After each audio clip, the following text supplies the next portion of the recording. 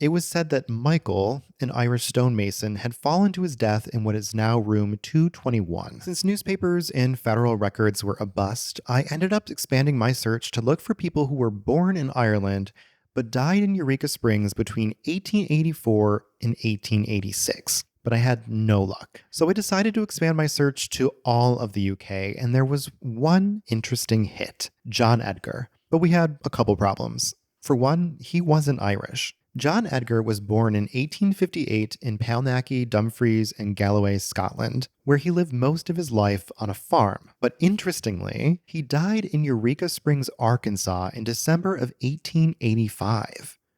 What was he doing there? And looking into the Scottish census records, it turns out that John's profession? A mason.